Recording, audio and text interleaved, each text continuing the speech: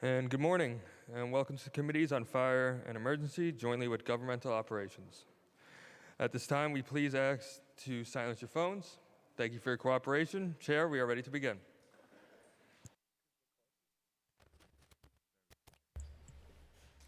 Good morning, everyone. Good morning, everyone. I'm Councilmember Joanne Ariola, and I am Chair of the Committee on Fire and Emergency Management. I am joined today by Councilmember Brewer, who is filling in as Chair to the Committee on Governmental Operations in the absence of Councilmember Ung. Before we move forward, I'd like to send condolences to Councilmember Ung and her family on the loss of her beloved father and ask for a moment of silence.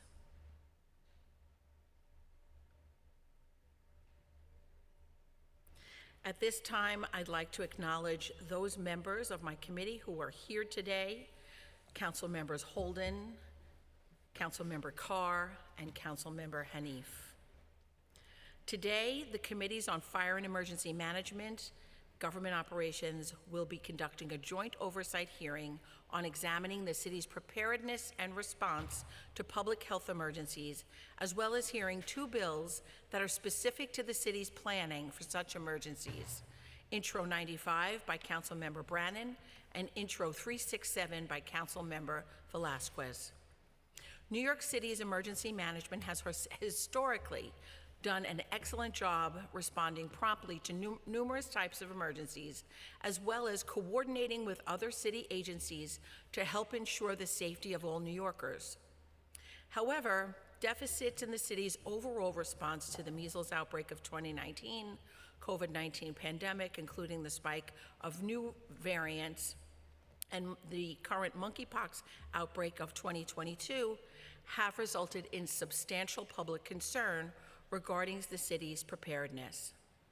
For public health emergencies and its ability to effectively coordinate the efforts of these agencies and the development and execution of emergency plans, which is why this hearing is being held. Although NYSEM, New York City Emergency Management, generally serves as a coordinating role in emergency responses, primarily responsibility for implementing such plans and relevant agencies where the expertise lies. In this case, that agency would be the Department of Health and Mental Hygiene. That is why, in order to have a comprehensive hearing, a representative of the DOHMH needed to be present to answer questions regarding these deficits, since New York City Emergency Management and the Mayor's Office of Operations are agencies that implement the directives set by the DOHMH for all health emergencies. In January of 2021, the Fire and Emergency Management Committee held an oversight hearing on emergency planning and heard related legislation. The committee later enacted Local Law 12 of 2022, which aimed to formalize periodic interagency review of emergency plans and require reporting on such substance of existing emergency plans. However, recent issues surrounding the city's response to the monkeypox outbreak have called into question the adequacy of existing emergency planning and highlights the city's continued need to reassess how they can effectively respond to rapidly developing public health emergencies. We are interested in examining the process by which NYSEM plans for and responds to large-scale public health emergencies. Specifically, we would like to examine how NYSEM communicates and coordinates with other city agencies, including during the pre-planning stages and the actions taken during impending disasters. Furthermore, we would like to discuss the city's communication with the public prior to, during, and after health emergencies, how NYSEM facilitates communication among the various agencies and ensures coherent messages to the public. In addition to the oversight portion, this committee will hear Introduction 95, which would require the Commissioner of the New York City Emergency Management to submit an annual report to the City Council describing the city's preparation for and response to any state disaster emergency or local state of emergency declared in relation to an infectious disease that affects the city's public health. I am looking forward to hearing the administration's testimony today on the general oversight topic and specifically on the bills before the committees. I'm going to turn the microphone over to Councilmember Brewer for her opening remarks. Thank you very much, Council Member, and I am Gail Brewer, and I am just the interim chair of the Committee on Governmental Operations, and you heard why. And I want to thank Councilmember Joanne Ariola for her leadership on this topic and many others. As you know, the committees will be seeking an answer to a very straightforward question, given what we've learned from the painful experience of COVID-19, the pandemic, monkeypox. What more can the city do to ensure that we're better prepared for the next health emergency, although I'm sure you're thinking about it. To help answer this question, the Committee on Governmental Operations is considering legislation related to planning for future pandemics. As you may know, Introduction 367, sponsored by Councilmember Marjorie Velasquez, and she'll say a few words about it in a minute, would establish an office dedicated exclusively to pandemic preparedness. It would be responsible for reviewing pandemic-related plans produced by city agencies and would hold an annual pandemic planning summit for agency heads, experts, and other stakeholders. In addition, we'll be looking, as you heard earlier, reviewing the city's plans for ensuring continuity of government operations during future public health emergencies. Of course, we hope we don't have them, but we assume we will, including in the event of another statewide work-from-home order. We'll be hearing from the administration regarding the continuity of operations plan that it would develop pursuant to a recently enacted state law, and we'll be asking how the city is preparing how to ensure that it can implement necessary public health measures without causing unnecessary interruption in our very vital government services. We all know that the next public health emergency could strike at any time, and when it does, I think the public expects us in government to be prepared. That's why it's so important to conduct planning now and for the public to know what our priorities are. Given all that our city has been through over the last few years, as we know, we do not want to be caught flat-footed.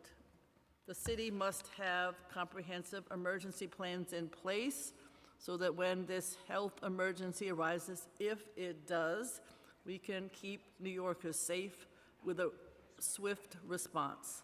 I do want to thank the representatives from the Office of Emergency Management and the Office of Operations who have come to testify.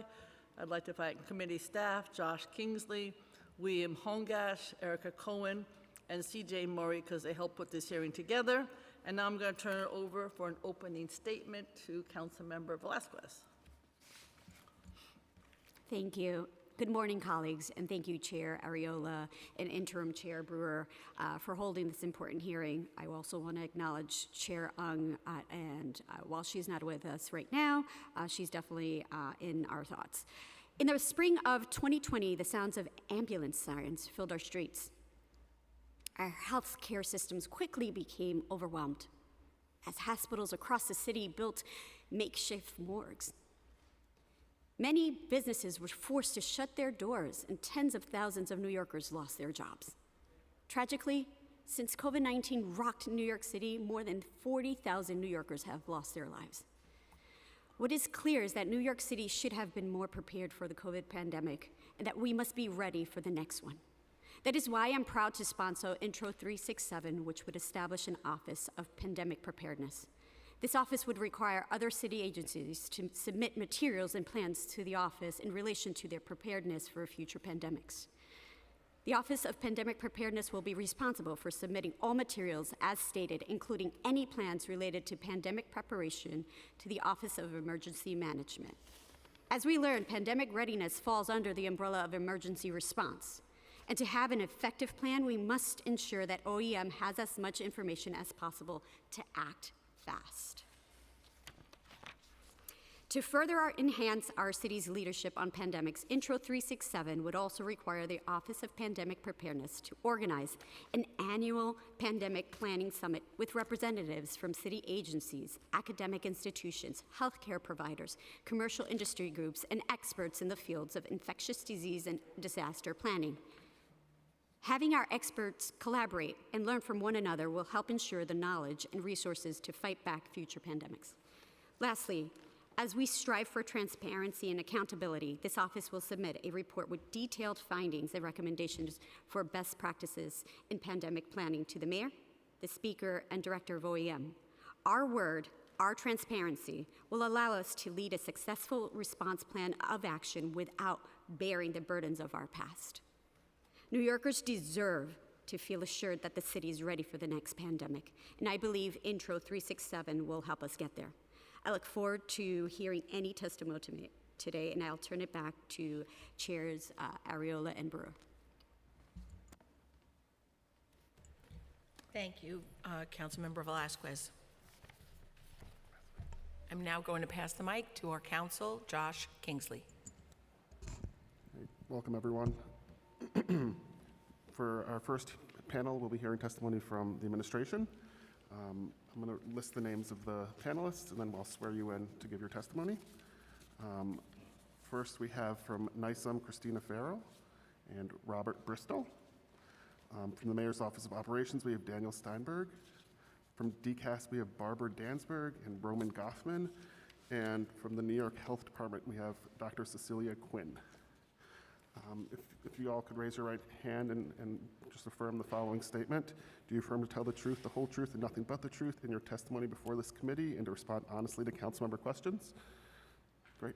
Thank you so much. You may begin.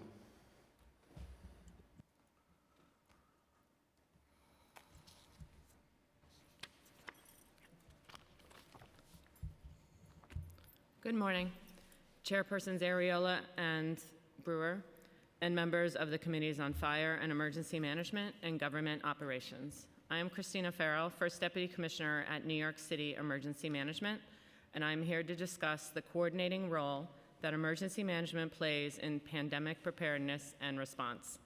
I am joined here today by Robert Bristol, Director of Health and Medical at Emergency Management, Dr. Celia Quinn, Deputy Commissioner of Disease Control at the Department of Health and Mental Hygiene, Dan Steinberg, Director of the Mayor's Office of Operations, Barbara Dannenberg, Deputy Commissioner of Human Capital, and Roman Goffman, Acting Deputy Commissioner of Citywide Procurement, both at the Department of Citywide Administrative Services. First, on behalf of New York City Emergency Management and our colleagues here today, we want to express our agency's condolences to Chairperson Ong on the passing of her father, George. We hope she is finding comfort during this difficult time.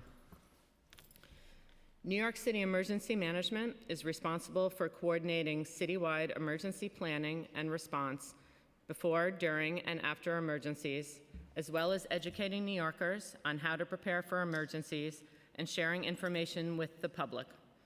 From water main breaks to fires to coastal storms and global pandemics, we are a 24/7 response agency that coordinates resources so agencies can fulfill their core missions during emergencies. We are staffed by more than 200 dedicated professionals with diverse backgrounds and areas of expertise, including logistics, planning, response, community engagement, communications, finance and contracting, and mitigation and resilience, among other disciplines. Our planning process is one of collaboration and coordination. As we all know, every emergency will create new and unforeseen circumstances. Emergency management uses citywide objectives for coordinating roles and responsibilities of key stakeholders, which are primarily city agencies, for emergencies formalized under the Citywide Incident Management System, or CIMS. CIMS, which is based on the Nationwide Incident Management System, but is customized to best serve New York City, assigns responsibilities in various emergencies based on agencies' core competencies. For example, NYPD is responsible for law enforcement and investigating terrorism, FDNY is responsible for fire suppression, and sanitation is responsible for snow and trash removal. In public health emergencies, including pandemics, SIMS designates the Department of Health and Mental Hygiene, the Fire Department, and the Police Department as the lead agencies under a unified command structure with DOHMH as the clinical lead. DOHMH, with 7,500 employees, has multiple bureaus with expertise in public health and infectious disease planning and response, as well as charter authority in this sphere. As Health Commissioner Vassan testified to the Council last week, their role is to strategize, organize, and to plan our public health responses to be the chief architect of public health for the City of New York. As with other emergencies, during a pandemic, emergency management plays a role in coordinating among city, state, and federal agency partners, as well as nonprofit and private sector partners, providing information to the public through Notify NYC and other distribution channels, coordinating supplies and logistical needs, conducting citywide coordination and command element calls, and performing other actions to facilitate the abilities of agencies to execute their core competencies. New York City Emergency Management also oversees the Continuity of Operations, or COOP program, which ensures that city agencies have the tools necessary to develop comprehensive plans to continue to provide essential services to the public in the event of a disruption. This includes providing guidance on resiliency by building on and connecting existing contingency plans, practices, and resources among New York City agencies. As part of our continuous improvement efforts, we lead evaluations of emergency responses and activations through a multi-agency assessment process called an after-action review. This includes fact-finding through post-emergency debrief sessions, surveys, interviews, and document review, leading to an after-action report with recommendations for improvement. City agencies then implement recommended improvements by building them into citywide and agency-specific plans and protocols. The city is currently engaged in an after-action review for the COVID-19 response. Now I will speak about the legislation we are hearing today. Emergency management is opposed to Introduction 95, which would require the Commissioner of Emergency Management to report on the city's preparedness and response to citywide public health emergencies. As discussed, this core competency does not fall under emergency management, as the Department of Health and Mental Hygiene's core competency is public health. We do not have charter authority to report out on and audit our sister agencies. Regarding Introduction 367, which would establish an Office of Pandemic Preparedness, this legislation is duplicative of work already underway. New York City Emergency Management, the Health Department, Fire Department, and NYPD have identified procedures for notifying each other of a potential public health threat and how to convene the agencies to share situational awareness and to identify operational strategies for a pandemic response. Emergency management is working through operational coordination and strategies, while DOHMH is working through the clinical and scientific functions of pandemic preparedness. We are interested in engaging with the Council further on this topic to better discuss this ongoing work and incorporating elements into it that the Council feels may be needed. Planning for emergencies in New York City is a complex endeavor requiring continuous collaboration, consultation, and coordination. We are proud of the work we have done to plan for emergencies in New York City while recognizing that improvement and adaptation is an ever-present necessity. There is, unfortunately, no shortage of emergencies, and our agency of just over 200 people work diligently and is dedicated to their mission. That said, our emergency managers have essentially been activated for close to 3 years, and as with other agencies, we are feeling the effects of a long pandemic and its inevitable consequences on the changing workforce. We hope that our testimony today has explained to you the role of emergency management, but we are always happy to discuss more, and as always, our doors are open to all council members and your staff to visit our headquarters and see the Emergency Operations Center to have a better sense of the scope of our work. In conclusion, and especially as tomorrow begins National Preparedness Month, we want to thank the Council for your collaboration in preparing your constituents for emergencies and being true partners in our mission. Thank you for inviting us to testify.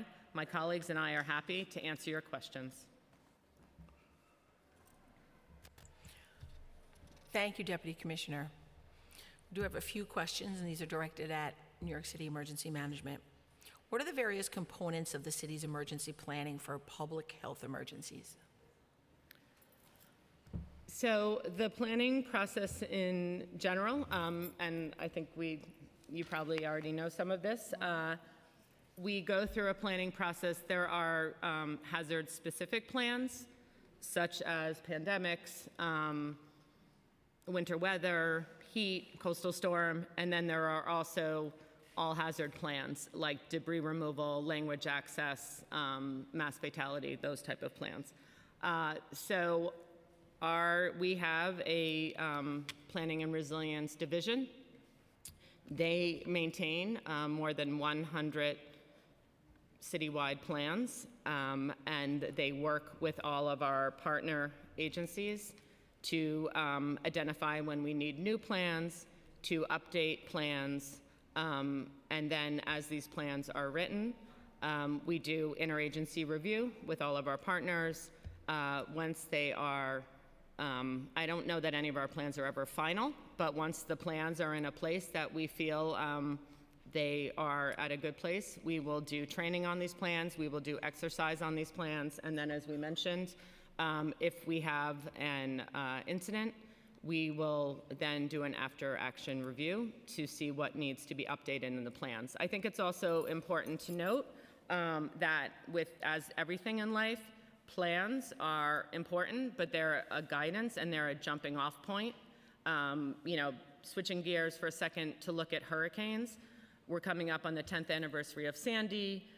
Tomorrow is the first anniversary of Ida. 2 years ago this month was Isaias. Those were all hurricanes and tropical storms, but if you look at what they did to the city, the response, you can see how different emergencies are. You can also see the differences between COVID and between the MPV virus. So, the plans are very important, and that is one of our core missions, but they really are the starting point as we face the emergencies, the response, and the recovery from those emergencies. Thank you. What after-action review has NICEM undertaken to evaluate the city's emergency response to the COVID-19 pandemic? Like, where do you see we did well, and where do you see we could have done better?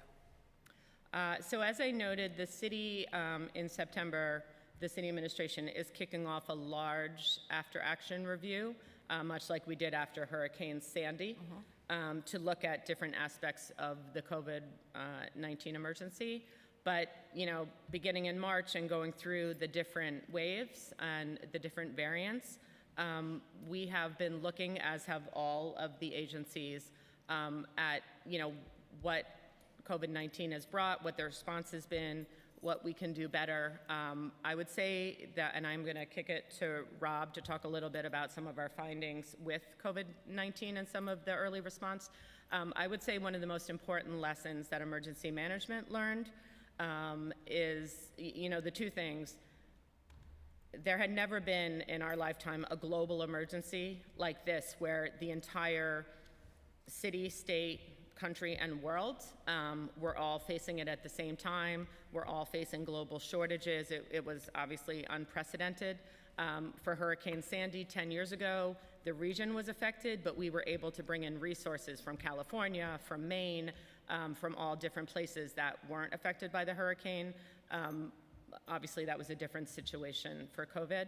The other thing I would say is, we realized early on, in the early days of COVID, that all the other emergencies were not going to stop. Coastal storm season was going to come. Severe heat season was going to come. Blizzards were going to come. Water main breaks, fires. So emergency management, a lot of our work was also figuring out how to deal with emergencies at the same time, and how the response to those could be safe. So if we were opening up cooling centers, or if we had to open up a shelter after an incident, how could we maintain social distancing, have correct PPE? How could people that, because a lot of the people that were vulnerable for COVID are also the ones that are more vulnerable for heat emergencies, or may have been facing other emergencies, and we wanted to make sure that we could keep those people safe while managing both emergencies.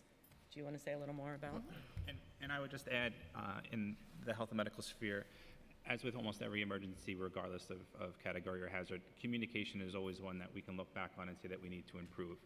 We work very closely with our colleagues across the city to communicate as agencies, but through the emergency support function with our public health partners down to the clinician level, is to really get our emergency preparedness information to them, as well as receive information of what are the hazards that they're facing and how can we as a city best assist them in treating patients, which is our ultimate goal.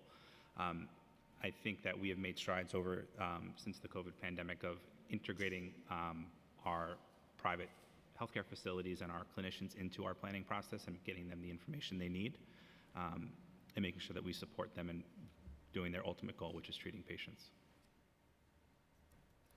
Okay, and I know that NISM really works hard to make sure that languages are at the forefront of your outreach, but I just want you to explain it for those who don't know, how hard you've worked and how many languages your information for outreach are available in and how that outreach is done. Sure. So we couldn't agree more, and I think, looking at the COVID pandemic, but also looking at Tropical Storm Ida, one of our #1 goals is increasing language access and making sure that people can receive the information in the language that they need and in the format that they need. As probably all council members know, our main way of getting information out to the public during emergencies is Notify NYC. We have 1 million subscribers, which we are proud of, but we would like that number to be 3 or 4 million. Also, I will say that of that 1 million subscribers, the vast majority receive information in English, and we know that that is not the reality of life in New York City. Notify NYC is available in 14 languages, including American Sign Language. We are working diligently to get the word out. We have done a lot of work with the council, and we thank you for that, and with nonprofit partners and others to encourage people to sign up in the language that works best for them, so they can receive that information. We also, shortly before COVID, but we really tested it the most during COVID, we set up a short code system. So for different emergencies, the first no-notice emergency we did it for was the South Ozone Park sewage backup in November 2019. And then we did it for COVID. We currently have one set up for the MPV virus, and we did one for the tragic Bronx fire in January. So instead of going through the whole Notify NYC sign-up process, people can text a designated word like monkeypox, COVID-19, Bronx fire to 692-692. It's also available in Spanish, and for the Bronx fire, we were able to provide it in French. And this way people can get text messages about, for example, for monkeypox, we send out vaccination information we receive from the health department, clinical guidance, ways to avoid it. We have a lot of work to do with language access. We recognize that. And a big goal of ours also is we're just 200 people, but we are really working to find people that speak 2-3 languages that can do that work for us, person to person. I would also note that the health department exceeded the standards that have been set during COVID-19, and I think that their information was being put out in more than 20 languages. So there is more work to do on language access. I don't think that's a sphere where our work will never be done, but we are very dedicated to that and continue to push what is possible. And just my final question for this round. I just again go through, and I know you do this, but things change, it's very fluid. So what type of multi-agency trainings for emergency plans, how are they conducted, and what agencies do you do it jointly with, and what agencies are you getting response from to do this, and what agencies are you having a bit of pushback from? So we have a robust training program. We are also happy, it's been basically remote the last couple years, but we are starting to do more in-person training, which can be really helpful for this type of training. So we are very happy that we are able to start offering some in-person training at our headquarters and at other facilities. We really work with all city agencies. We also work with partners such as the State Department of Homeland Security and Emergency Services, with FEMA, with Con Ed, with hospitals, all different partners. And we offer a wide variety of training, starting with incident command, understanding how SIMS and other systems work, and then looking at hazard-specific training, such as coastal storm staffing or service center staffing or different pieces. Training is like language access. You can always do more. We're always looking.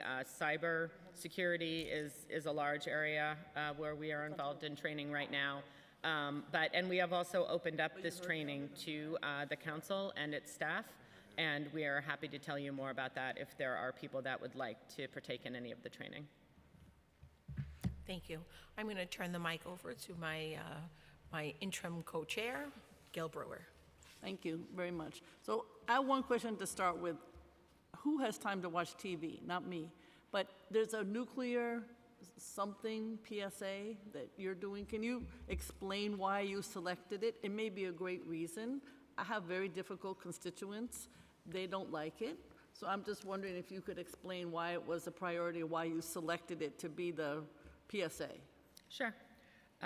So over the years, and I know you know because we've done a lot of events with you as councilperson and borough president, and now again as council member, we do, so far this year, we've done 460 emergency preparedness events across the city. Okay. And, we will continue to do those. And, as we do those, whether they're virtual or in person, we receive a lot of feedback from your constituents and others. I get them every minute, so I know you're talking about. Asking about other hazards and what they can do to be prepared. One that has come up multiple times over the years is nuclear preparedness. The city, as part of a nationwide exercise with FEMA in 2007, Operation Gotham Shield, also some of the findings from that exercise were that there was a lack of information in that area, and information was wanted. For obvious reasons, I think, we did not put it out in 2020 as originally planned, based on everything else going on. So, we want people to be prepared for all different emergencies. Okay. We understand the feedback that we have received from people, and as just with the other things we do, there's always room for improvement. And our goal was never to scare people or put people on edge. It was just to talk about an event that would have high impact, has a very low probability, and well, I guess it's trying to be avoided in another country as we speak, so there is something to be said of that. But just so you know, is that the only PSA that is available at this time? Are there other topics that are No, we have many PSAs. We have, Mayor Adams was gracious enough to do one for us on hurricane preparedness. Oh, great. And Okay. we also have done some internally, which we are in rotation. And we actually have an ongoing relationship with the Ad Council, where we are able to take our ad money, our budget, which is small, and really multiply it with the resources that the Ad Council gives us. So we are starting to work on that new PSA campaign. And just picking up Councilmember question about the after-action review. Obviously, I was borough president at the time, and you were extremely great to work with. But one of the questions, we worked a lot with EDC as terms of, is that obviously one of the agencies that would be part of this after-action review? It will. They did a lot of work with us, giving us some locations for alternate hospitals and other facilities. I think that basically most agencies in the city will be part of the after-action review. I mean, obviously, the health department, health and hospitals, the fire department, they will play a bigger role. Okay. But EDC is always a terrific partner of ours, and they really I know Rob did a lot of work with them during The COVID. reason I ask is, in addition to the obvious health concerns, like even things that EDC hopefully will do more of, how can we manufacture locally more readily? How can we make sure that all of us who got health care maybe didn't have insurance, now we have insurance? All that kind of stuff that is not necessarily preparation for the next, but is preparation for a better city. Is that, I mean, I'm being very general, but you get the picture. Is that something that's part of the after-action review? Because it's not necessarily in the scope that you might be thinking of. It's economic development, it's, go on. Yeah, no, for sure. And I would also say the state is doing an after-action review, and we are coordinating with them to make sure that we are in sync. Part of the after-action review process, it can be specific for a hazard, but as Rob noted, there are some themes that always come across, things like communications, preparedness that you mentioned. And so we will look at specific operations and how they can be improved, but also, whether it's a hurricane or a prolonged heat wave or a pandemic, if there is something that can improve the city's operations or the overall emergency management framework, that is definitely something But that will something be like addressed. manufacturing locally, which came up during the pandemic because we didn't have any place else to go, would that be part of the after-action review also? I will look at that specific issue and get back to you. Okay, and just better health care in general, all right. The state laws, the city has developed, as you mentioned in your testimony, a plan for the continuation of government operations in the event of another disease. I think you mentioned if there's are there any other lead agencies that help develop this plan, or have you kind of mentioned them all? I think Dan is going to talk about the state law. I can talk more specifically Okay. about the city's program. Yep, Can you hear me? yes. Okay, thank you. Yes, I did want to make an important distinction between the COOP plan that's posted on the operations website, which was completed subject to the state law that was cited and passed during the pandemic. And so I think what's important to know about that plan, which was a product of the previous administration's Restart Task Force that was Okay. done in close collaboration with with DCAS, OLR, OMB, is that it was posted to satisfy a state requirement, and it does remain a relevant and very crucial framework for the continuation for the continuity of government operations. And in many ways, it sets a framework that is instructive and gives a lot of discretion to agency heads, but within certain guidelines, essentially defining certain requirements that set the parameters for the continuity plans. But the most important thing to know is that the city's been doing continuity planning for much longer than the state required. It goes back to an executive order in 2007, and that's really the key to why the city was able That's to not so long ago, in my life. not so long ago, but the pandemic extended the All right. my experience. But the city's been doing continuity planning for many years. That's what you heard NYSEM testify about, and that's the real flesh and the sort of more detailed version of the city's preparedness. And the other obvious point about the COOP plan that was done under state law is that it's very context dependent. So the one that's posted is pertains to the COVID-19 pandemic in many ways. If you look at the tiers of who the essential workers are, or the sort of guidelines around health protocols, they're really led by the science and the public health that was pertinent at that time. And so just making the obvious point that even the continuity plans need to be rooted in the context of the emergency at hand. But so I do want to, so for questions about the COOP, I'm very happy to discuss what's on, what's in that material, but it really kind of pales in comparison to the full comprehensive COOP that the city administers. Okay. Did you want to add to that? Sure. So as I know you remember, in 2003, there was a citywide blackout, August 14th.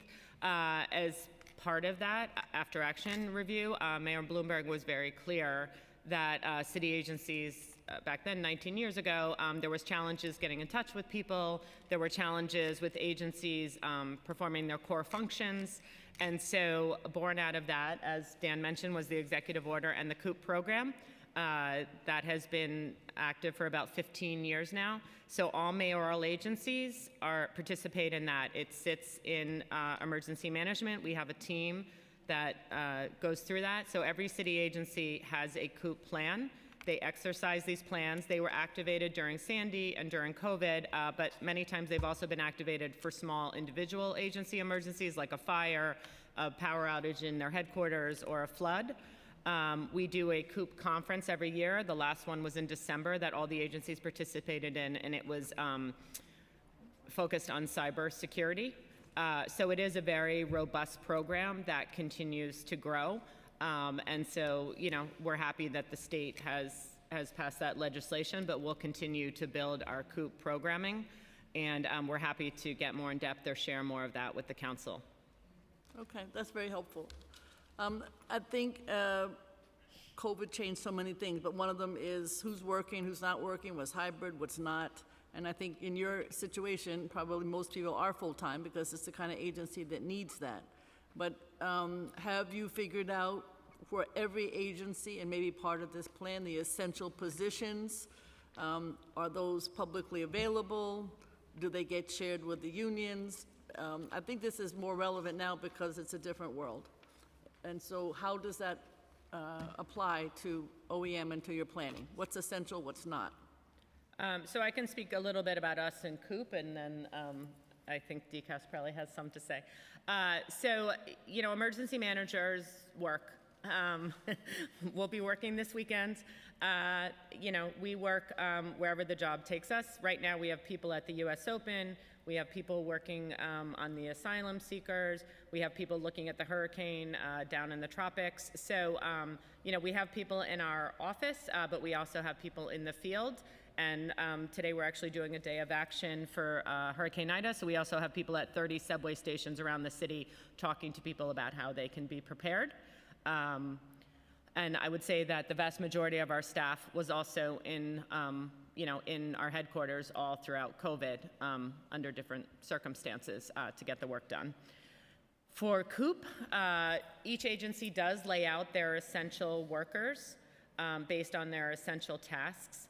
I don't believe that most of that information is public because it has people's cell phones and home phones and other information. But again, we can do a more formal briefing on COOP, especially if there are specific agencies that the council is interested in to learn about their continuity of operations. We also have a liaison with and a backup liaison with every agency.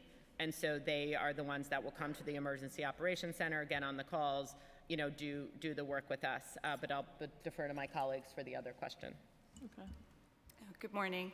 And also to add to that, the agencies are responsible for identifying who the essential employees are, but they are doing that in response to guidance that is shared through the oversight agencies and through the executive orders, in this case regarding COVID. Regarding whether the employee lists are shared with labor, that's a question for the Office of Labor Relations. I'm not really sure if those are shared or not, if they're public. Okay. And do you find that in this time when it's hard to hire people sometimes that the list of essential workers is sufficient, or that would not be, do you review that list, or is that just done through, who reviews the list and make sure that the agencies are giving you enough essential workers? Is that DCAS? DCAS does not review the lists of essential employees. However, if agencies do have difficulty either performing mission critical work, they will reach out to DCAS for guidance and assistance in filling those roles and their hiring process. So OEM would know that, Parks has enough essential workers or whatever. Is that who would know? So the way the COOP plans work is they are updated every year. Each agency commissioner is responsible for signing off on their plan. They are entered into our system, and our COOP planners will review them to make sure that they are not deficient. Individual staffing based on seasonal needs or other things, is probably a larger discussion.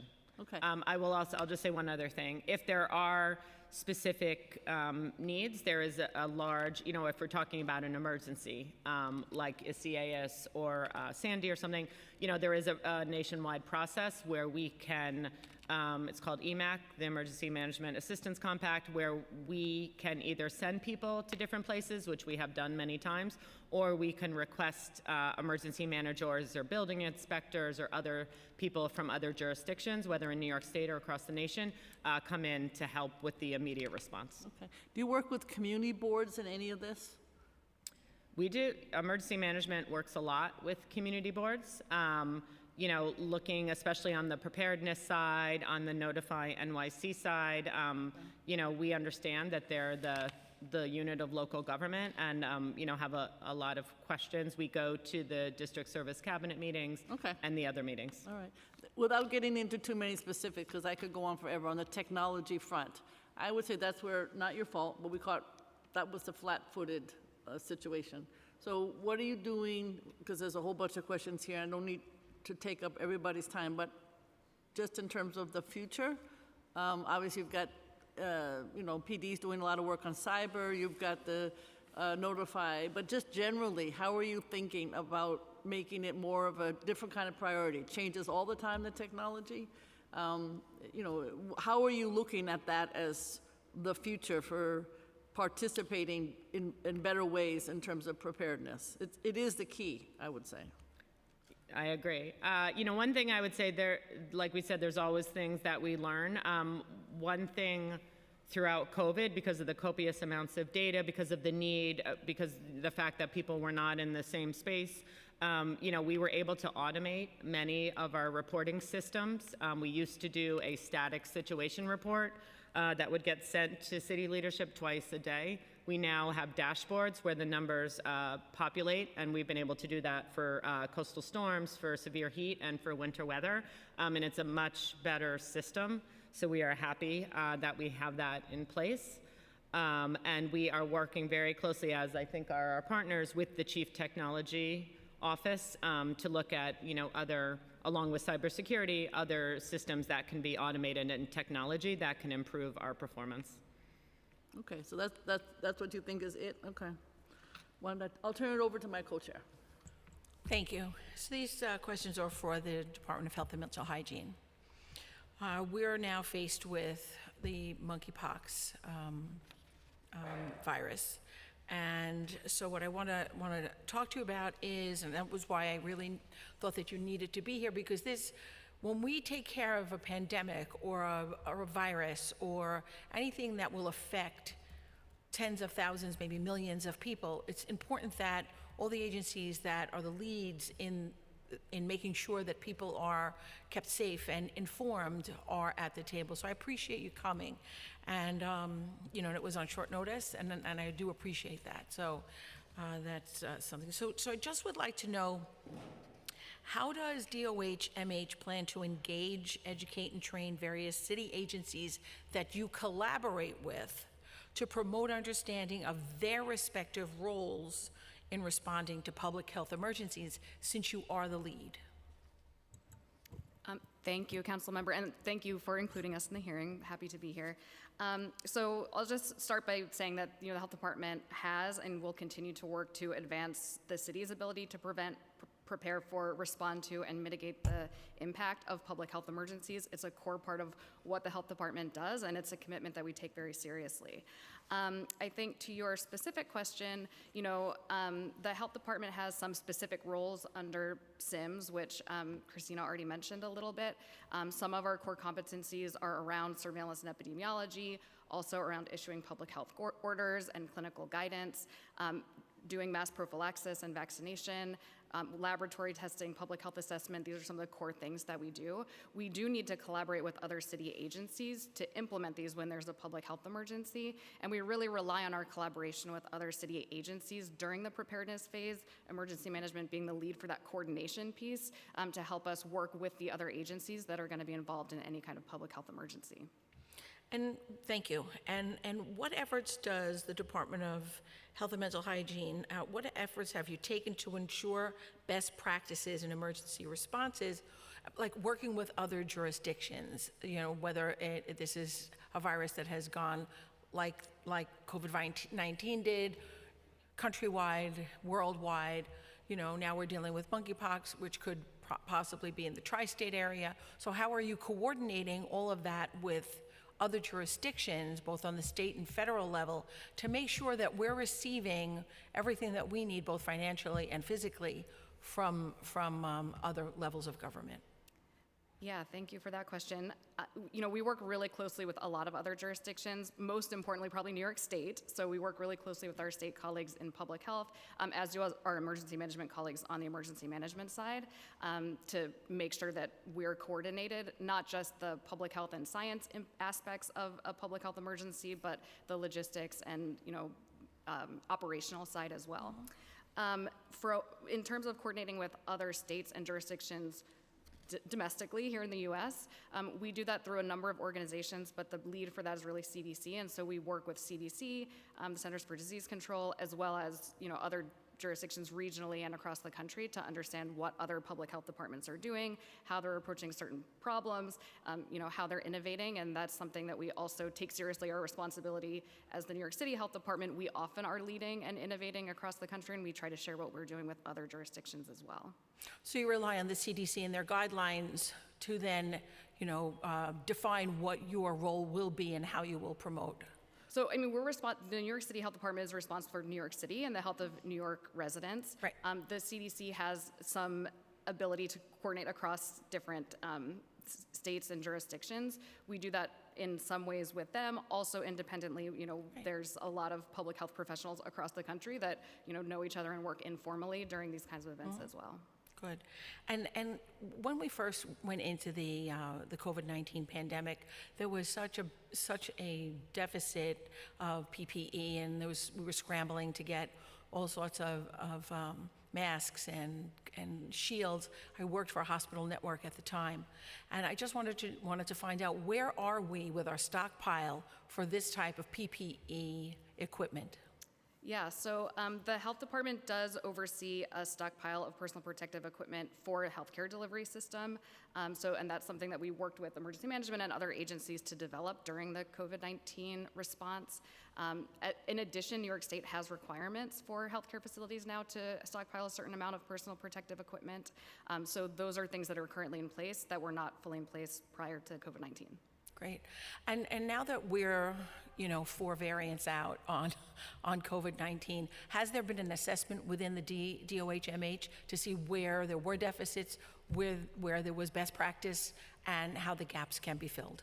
Sure. So mentioned that we're participating and helping to guide with emergency management, the citywide after action review process. We also have internal health department after action review processes that are ongoing. I think in terms of some of the key lessons from COVID-19 on the health department side, we really had some success with really hyper-local, hyper-focused neighborhood level interventions during COVID-19. That's something that we're currently actively working to build out and to make sustainable so that that type of resilience is available to us during other kinds of public health emergencies. I appreciate it. Thank you. I'd like to now turn the mic back to our council for any panelists that have questions. No questions? No? Oh. Councilmember Hanif.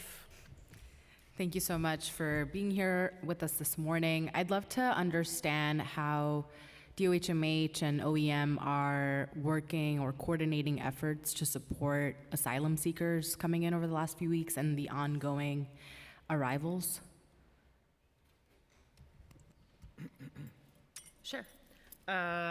So for the emergency management side, we have been working with primarily the Mayor's Office of Immigrant Affairs and the Department of Social Services on 2 aspects. The first is the buses coming in to the Port Authority at different times. As individuals are coming off of those buses, they may need some, or they definitely need some assistance, some water and other supplies. And then the other large role that we have been playing is the navigation center that has, had a soft opening and is ramping up, where any person in New York that entered as an asylum seeker from January 1st of this year on can set up an appointment and can go, and there are different city services and then also nonprofit services to assist them as they begin their new life here. Could you describe some of the particular services? And then on-site, I've been there a couple times so far, and water distribution is the primary focus? For us, the primary focus has been the water distribution, yeah. And then for the navigation center, there are different, as I said, social services is there, Mayor's Office of Immigrant Affairs, Department of Education, as there are many children coming, and then, different nonprofits looking at other types of community assistance, other resources that can be given to individuals and families, and also, the asylum seeker process obviously is a legal one, so providing legal services as needed.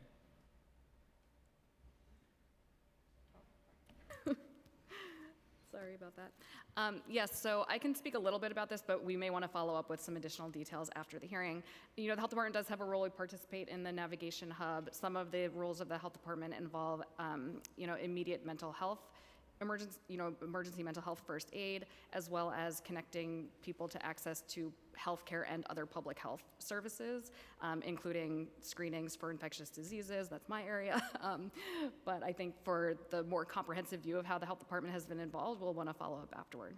That sounds great. I'd love to better understand how urgently we're meeting the needs of the mental health aspect of asylum seekers coming in.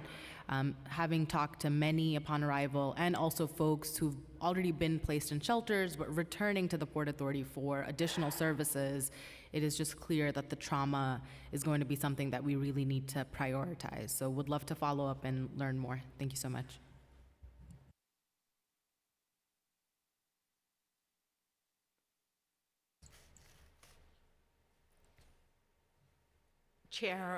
Interim Chair Brewer is now going to resume questioning.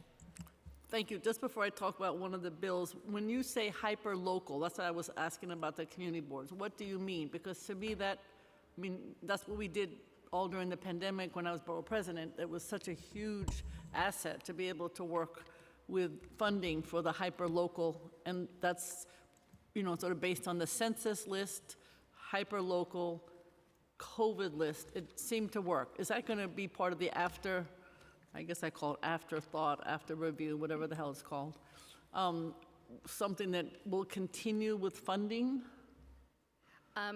So one of the ways that we're continuing that work specific to COVID is the Public Health Corps, which I think you're familiar with. I am. So that is something we intend to sustain. We have also funded community-based organizations for work with the monkeypox virus response. So in terms of our after-action review, I think this will be a finding that is something we want to continue. I also, we will be working on how to make it more organized and permanent as part of how our responses function. Okay, that's helpful. Thank you. So intro 367, I think you heard a little bit about from Councilmember Velasquez, and I think understandably the administration stated that they don't support it because there is certainly a duplicative nature to this bill, and I would agree with that. So I think just so we're clear to see if it really is duplicative, is there a point person or team specifically that is responsible for reviewing pandemic-related plans, materials produced by city agencies? I think you talked about it a little, but if you could be specific about the day-to-day work of this team. Is it all of the agency? I call it OEM. I don't know where the CEM come from. I'm old-fashioned. Any old name of an agency, I still call it. So OEM. How do we discuss the preparedness that you do that's coordinated so that we're clear? Sure, and I just wanted to add on to what Dr. Quinn said. As part of COVID, we also saw that there was a need for more local preparedness, and so we were able to take some initial funding, which has now happily been funded longer term by OMB. But we have a program, Strengthening Communities, where we work with existing community groups, and we are able to give them $40,000, $20,000 initially to build an emergency preparedness plan and coordinate with us, and then $20,000 to address issues that come up throughout the year, and then sustainment money every year. We have 16 of those networks so far in all 5 boroughs, and this fiscal year we'll be adding 20. So, you know, we're really grateful for these partners and grateful that we can give them funding. Congratulations. I think that is the way to go. I feel very strongly about it. Congratulations. Yeah, so we're very happy. Obviously, we would like at least one in each council district, and we'll continue to advocate for that. But, we've been using the networks already, and it's, very promising. And we're speaking to FEMA about, this being more of a nationwide model. Congratulations. Since the person who started it now runs FEMA. So. Okay, now back to 367. We also feel optimistic about that. Looking at the planning process, we have a planning division, as I mentioned. It has health and medical, transportation, utilities, infrastructure, human services, and then there also is a plan management piece to that oversees the building of different plans. As we're doing the after action, we are also working with the health department and other agencies, because we know, that the city needs a comprehensive pandemic plan. The clinical piece will always be with the health department, but every agency, large emergencies affect everyone, and looking at all the different pieces with that. So we will continue to build that and review that, and work with all of our agency partners to make sure that it is a strong and flexible plan. All right, so I think my suggestion would be to make it clear to the public that this entity exists within, and get the information out in a way that is understandable, so people know that it exists. That's the problem with government. We don't tell anybody, not necessarily you, in a comprehensive fashion, anybody can understand what the hell we're doing. And along those lines, I know that the bill called for this annual planning summit. I think you mentioned that you just did one on cyber security. We do many, and like I said, tomorrow starts National Preparedness Month. We'll be doing several dozen events, large and small, across the city. We do the COOP conference. We do a community outreach conference every winter, spring, focusing on vulnerable individuals. And so we do many of those. Your point that they could be better publicized is well taken, especially because for some of them, like the community engagement one, again, one of the benefits of have gone through the pandemic is that, it's a post-Zoom world. We used to have maybe 100, 200 people at that conference. The last couple, we've had 500, 600 from across the city and across the country. So we want to take the best of both, the things that we can do in person, and then the things that we can expand through technology to involve more people in all 5 boroughs. Okay. I think in order to sort of address, again, the concerns that are in this bill, are there other ways that you think you are duplicating what this bill might entail if it was passed, specifically? The conference is called for, collaboration is called for. Are there other ways that you think you are doing what the bill states is its goal? I think I might defer that to Dr. Quinn to talk about, there's already a lot of surveillance going on. There are ways, one thing I would say too, as we continue to sign people up for Notify NYC, because a lot of this is getting the communication out, using the short code. We have 70,000 people in English and about 1,000 people in Spanish that are receiving the information on monkeypox, and we want to increase that so people understand, that this is where you go. It's the one-stop shop to get information, which is the key. Notify NYC is great, but I do not care about the person who got lost in Rockland County, So it needs to have in my opinion, I think that cut me off because I didn't open it enough. I don't know. We don't cut anyone off. Well, somebody cut me especially off because I just realized I haven't seen it in a while. Maybe because I will didn't say go that looking. the silver alerts that you're referencing, that was a city council law that was passed, so we are required to do every silver alert through city council law. Okay. So we can talk about The lady updates in- to that law. There's if- somebody in Rockland County whom I if the don't council would really like. care about. but But I anyway, think- go ahead. Yeah, so I mean, I think the health department is also committed to improving the health of New Yorkers, especially during public health emergencies. We agree that the bill is a duplicative of some of the work that we already do at the health department. My colleague from emergency management commented on our surveillance systems. We have extremely robust surveillance systems in New York City's health department to monitor infectious diseases, to understand who's being impacted, to anticipate where they might be headed. So those are things that are very intrinsic to the work that the health department does on a day-to-day basis that would inform how the city needs to respond to a public health emergency. So that's definitely something that the health department has expertise in. And I think in terms of pandemic preparedness, again, we will continue to offer the scientific expertise and work with other city agencies about their ability to manage those risks when they emerge. All right, thank you very much. Yours. I just had one follow-up for Department of Health that I forgot to ask earlier. Do you consider us to be in a health emergency now with the uptick in the monkeypox virus? So a health emergency was declared at multiple Right. levels of government. Right. I think, I will say if people should definitely visit our website. The cases of monkeypox have been declining. We still have a lot of work to do. We are still trying to vaccinate New Yorkers who may be at risk to prevent those severe consequences. So our work on this response is not done, even though things are headed in a better direction than they were at the time the emergency was declared. Thank you. So I'm going to move my questions over to Intro 95. And also in your testimony, the agency does not approve of this. It is not for it. So I just have some questions regarding it. What public health warnings or declarations have been issued by the city or state during the past year, and what actions were taken pursuant to each such warning or declaration?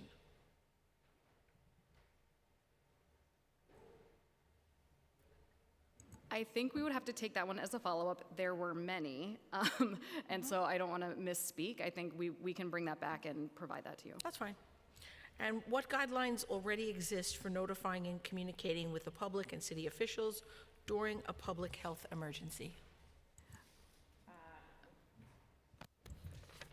So as I have mentioned, the main way that we work to get information out to the public is through Notify NYC. It is citywide and in 14 languages.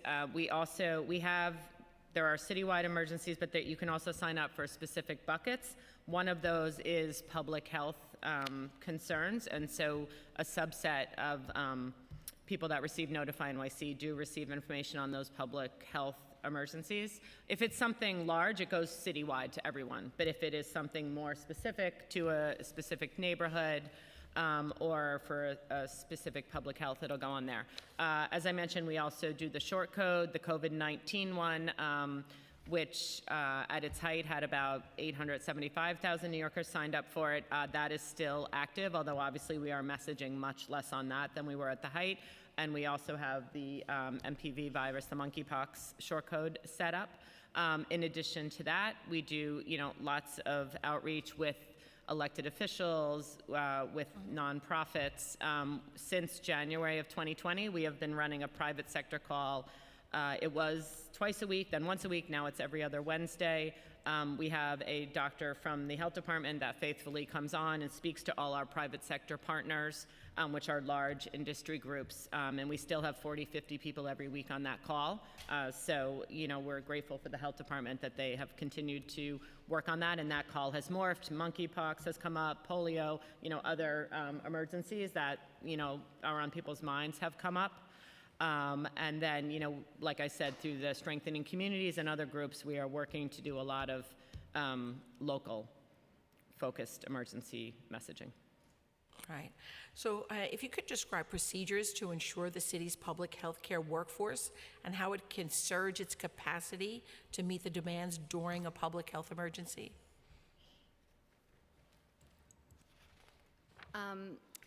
So I think it was mentioned earlier, the health department has a large number of staff. So first, we make sure that all of our staff are trained in emergency management, understand their roles, and can be utilized to support the public health emergency in those various roles, supporting the functions that are outlined in our plans. If you are asking about the greater healthcare delivery system, I might ask my colleague Rob to comment on that a bit. And I think, as I mentioned to an earlier question about, looking back and kind of that after-action review, things that we've changed mid-response, increasing the communication, being able to get those warning signs from our healthcare providers, from our facility partners as quick as possible, and going back to the communication question, one of the things that we were able to enact, pre-COVID, pre-pandemic, when we were in a traditional work environment, we were regulated to conference calls and emails out to our partners. One of the things that we were able to integrate is Microsoft Teams and kind of this two-way collaboration message board and system that we have over 300 members from federal, state, and local healthcare emergency managers and facility directors that we can get information out to them right away, whether it's coming and we're amplifying messaging from our health department, from our federal partners, or from within the administration, as well as receive warning signs from our facility partners to be able to get them the resources they need so they can submit resource requests through us, through our emergency support function, and work with our other partner agencies to address any of those acute needs, whether it be staffing, resources, or space that we saw during the COVID-19 pandemic. Thank you. I'm going to switch gears now to the City Council enacted Local Law 12, requiring New York City Emergency Management to ensure the periodic review of all citywide emergency plans. Representatives from relevant city agencies would be required to participate in this review every 2 years. Additionally, the law requires that summaries detailing the provisions of such plans be posted online, and procedures would be developed to provide public with the opportunity to comment on the substance of such plans. What I'd like to do is just delve into it a little bit and see how is NYSEM planning for the implementation of this law. So we are working on this. We have a planning cycle where all of our plans, depending on how quickly situations may change, are reviewed every couple of years. But, coming in line with the legislation, we will obviously review them, based on what the requirements of the legislation are. We also, as I mentioned, review legislation when something significant happens. So, for example, the flash flood plan after Tropical Storm Ida last year went through a large revamp, because we realized we're in a new situation and we need more, we needed to update that plan. We are looking, we have provided plan information before, such as the severe heat plan based on other legislation that was passed in 2021, and we have gone through 2 cycles of putting that up on our website. And we will look, and we did a whole lot of plan sharing after Sandy. And so we are, reviewing the legislation, looking at what is logistically possible for us, and we will be in compliance with that law by the due date. Okay. In practice, what does the interagency collaboration and emergency preparedness as designed by this law entail? And how does it promote improved emergency responses? So our, all of our plans are activating them is based on specific triggers. It could be a forecast trigger if we're talking about, heat or winter weather or coastal storm. It could be a trigger of how many people were impacted, such as a fire or a building collapse or a water main break. If it's a public health emergency, the Department of Health, as discussed, has very specific triggers. So, as we get close to thinking that we're going to activate a plan or that conditions may continue, such like coastal storms, we think it is likely. As I mentioned, we have interagency liaisons, in city agencies, but also state and federal agencies, our utility partners, Red Cross, all, private sector, all different partners. Usually our first step will be an interagency conference call where we will put our liaisons on the phone, go through what the conditions are and then what the steps may be. If the emergency is such that we think it's going to be more significant, we will also do a commissioner level call. We have been doing those for the MPV virus over the last month.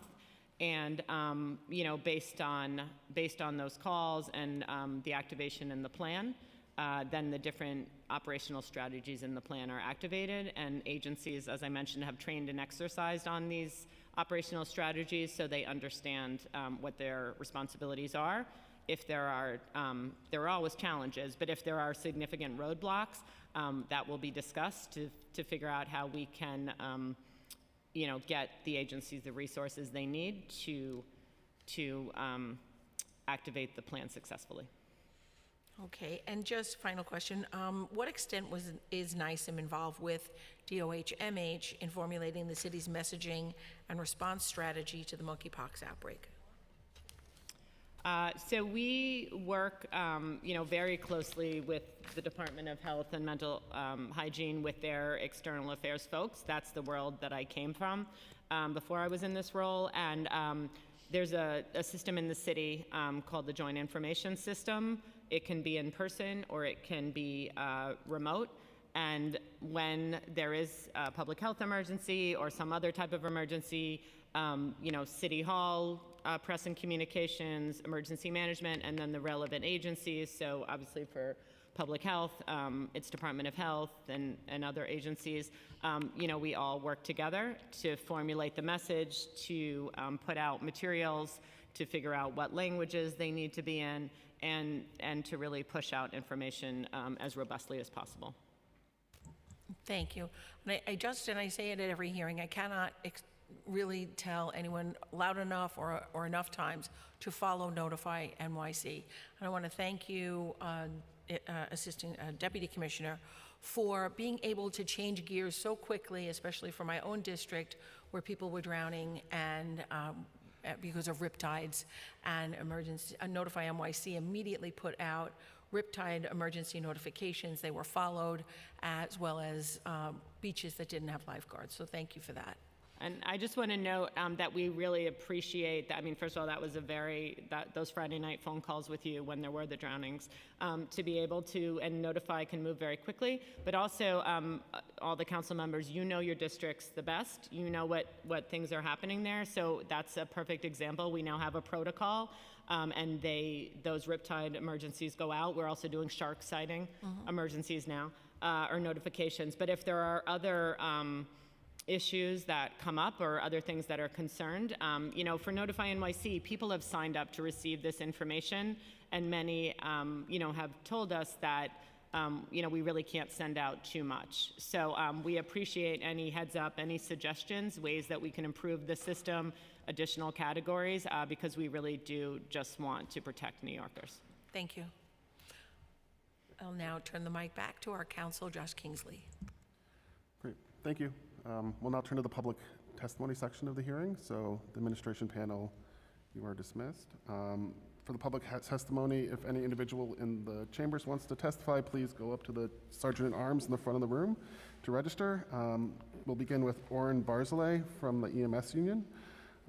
Oren, you could, once you're unmuted, you could start with your testimony, sir.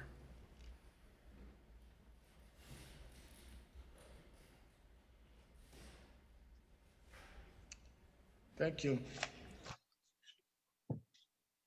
Good afternoon, everybody, committee chairs, and honorable members of the council. I am Oren Barzilay, president of FDNY EMS Local 2507, representing EMTs, paramedics, and fire inspectors. I am here today to testify in strong support of Intro 95-2022 to require the Commissioner of Emergency Management to report to you and the public about the city's lack of preparedness and response to citywide public health emergencies. On behalf of the FDNY EMS service, we believe that the FDNY Emergency Medical Service is less prepared today for a pandemic than it was back in March of 2020. As mentioned earlier by Council Member Velasquez, EMS and CFR sirens were the only sound heard on our city streets back in 2020, as call volume surged to unprecedented levels. FDNY EMS is not currently able to keep up with existing 911 emergency medical calls, let alone any extra surge on the system. You may not be aware, but we were recently briefed by EMS operations that the FDNY is seeking to reduce EMS staff and coverage by deleting over dozens units, 24-hour EMS units, at a time when EMS is short-staffed by hundreds of personnel. Simply put, the medical first response portion of the FDNY is at a breaking point. A total lack of investment in its human capital in our workplace conditions can do that. Why else would EMS attrition rate be over 70% after 5 years? What would you expect when the poverty rate pay is $18 an hour for doing such a difficult and highly stressful job? What would you say about an agency that few are willing to remain working for because of such poor work conditions, poverty wages, and crumbling infrastructure? This week, the California legislature passed the FAST Act to set a new wage levels of $22 per hour for fast food workers in that state, with automatic annual wage increases that follow consumer price index. Time.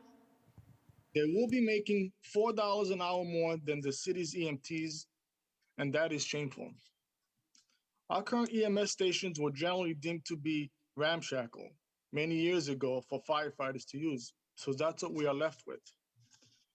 Many of our members can't even get paid for the hours or overtime they are forced to work because the city refuses to fix a long-broken EMS-specific payroll system. New York City has thousands of buildings of missed inspections behind schedule. Yet during the pandemic, our members who are FDNY fire inspectors were diverted from building safety inspections to instead hand out masks and serve as a de facto Department of Health restaurant inspectors to warn these local businesses that they better follow COVID protocols or risk being shut down. That's not part of our life-saving mandate. The bottom line, there are not enough ambulances to cover the city properly. There are not enough paramedics. We are currently 200 short in paramedics. There are not enough EMS supervisors, currently 100 short. Just a rare bones EMS operations. The city and FDNY will assure you everything is going to be all right, kind of like what Bob Marley said. Yet FDNY EMS call volumes have doubled in recent years, even as the headcount has remained the same or dropped. Somehow the math does not add up, and the EMS workforce is constantly getting the short end of the stick.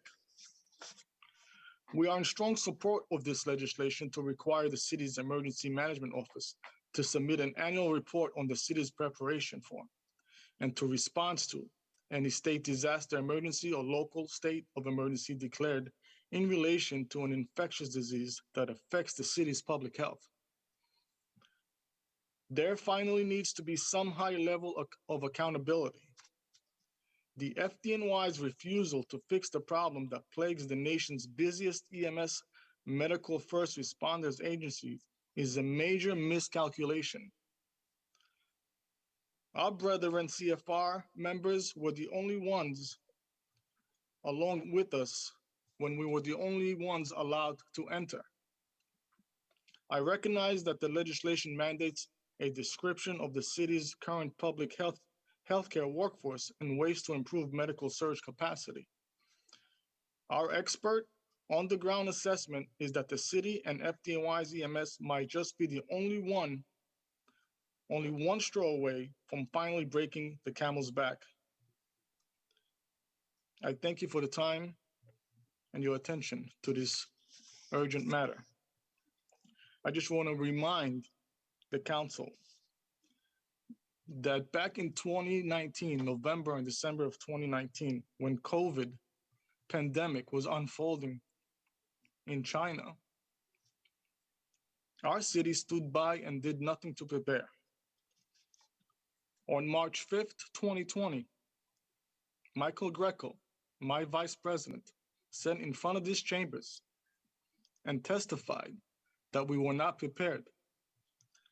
On March 6th, after his testimony, the mayor, de Blasio, placed an order for emergency PPE equipment for our men and women.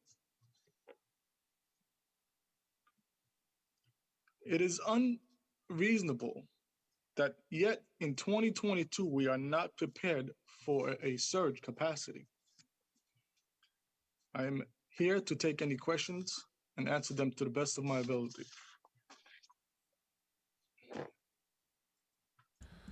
Thank you so much for your testimony, Oren. Next, we'll hear from Nadia Chait, followed by Lyric Thompson. Good afternoon or good morning, and thank you for the opportunity to testify today. I'm Nadia Chait, the Assistant Vice President for Policy Advocacy and Communications at the Coalition for Behavioral Health. We represent over 100 community-based mental health and substance use providers who serve hundreds of thousands of New Yorkers annually. And I'm here today to remind us all that pandemics are not just about infectious disease, but that we see all too often epidemics that have deadly consequences stemming from untreated mental health and substance use. Today is International Overdose Awareness Day, and the overdose epidemic worsens every day. The most recent data that the city released showed that in just one quarter of 2021, more New Yorkers died from overdose than in any single year from 2007 to 2011. Since 2020, every new release of overdose data breaks new records as the magnitude of this devastating epidemic continues to increase. More New Yorkers die of drug overdoses than from homicide, suicide, and motor vehicle crashes combined. This is a public health emergency that our city is facing every day and that we simply are not doing enough about. When we talk about preparedness, it is clear that we were not prepared to fight this overdose epidemic and that we remain unprepared to end this epidemic. While the Department of Health and Mental Hygiene has taken many important steps, we need an approach that spans every single city agency, and we've yet to really see that materialize.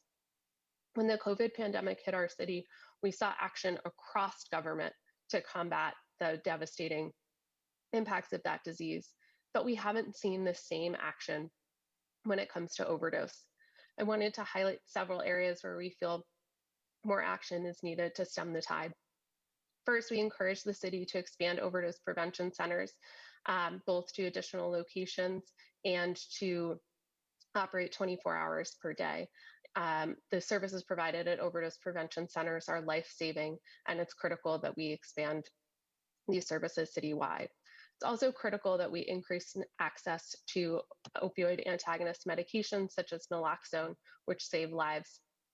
The city has taken several steps to do that, but these efforts are often disjointed and difficult for individuals to navigate on the ground.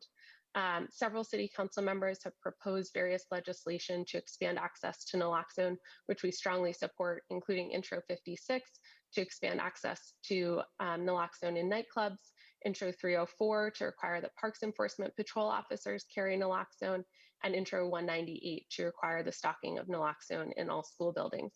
These bills critically highlight that this effort can't just be from the Department of Health and Mental Hygiene, but that we need to involve all of our city agencies to think about where overdose is happening and how we can prevent overdose from happening in those settings. We also encourage the city to expand access. I'll wrap up quickly. We also encourage the city to expand access to fentanyl test strips and to take dramatic action to increase access to substance use treatment. National data shows that just 6.5% of people who need substance use treatment are actually receiving it. While the numbers are slightly higher in New York City, it's clear that we are not meeting the need for treatment, and we will not be able to end the epidemic without doing so. Thank you.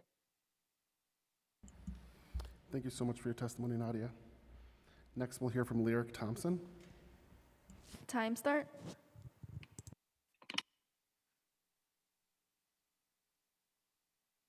For having me here today. My name is Lyric, and I am here to speak about fire safety. In fact, Councilwoman Ariola, we are having a serious issue with HPD enforcing the standards for doors and egress. They don't know the standards for doors and egress. Now, I've contacted your office, being that you are the chair of fire safety, and this is a fire safety issue. Your chief of staff, Phyllis, told me she was going to work on this, and then that turned into you just not answering the phone. Now, Councilwoman Ariola, we have people dying in the common areas of their hallway while fleeing for fire because HPD doesn't know the codes or standards for vestibule doors and/or entrance doors. So can somebody on the panel please explain to me how HPD is supposed to enforce standards they've not been trained in? And this is a question I'm asking for an answer, please, from the chair. Councilmember Ariola, do you have an answer for that question?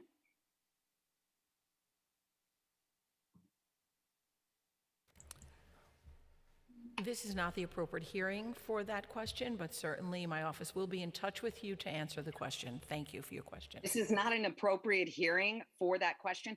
Councilmember Ariola, it is not my job as a citizen to run after council members or HPD for that matter, to enforce codes that have been on the books for decades. Now, you are chair, and it has been 9 months since the Twin Park fire and 17 people died in the common areas of their hallway due to non-code compliant doors. So I expect a little bit more from your office than this is not the appropriate hearing and we will get back to you. That's unacceptable, council member. That is unacceptable. And Oswald Felice, is Councilmember Felice on the committee? Is he there today? Again, that's a question. He's not here today. Okay, well, can anybody explain to me how his bill, the copy and paste of the definition of self-closing, is to save anybody's life? How is that supposed to work? And why is it so difficult to get an NFPA training class? I mean, the class is about an hour, people. The class is about an hour and people's lives are at risk. And not just the citizens of this city, but every single firefighter that has to enter these buildings that are not even equipped with the basic safety codes that are on the books to keep them safe as well. You're not doing your job, council member. And I find it offensive, and I'm outraged as a citizen of this city and as an American, to be quite frank. We deserve better than what you're offering. Time expired. Thank you so much for your testimony. Have a nice day. And with that, if there's any other members on the Zoom or present who want to ask questions, seeing none, I will turn back to Chair Ariola to close out the hearing. Thank you.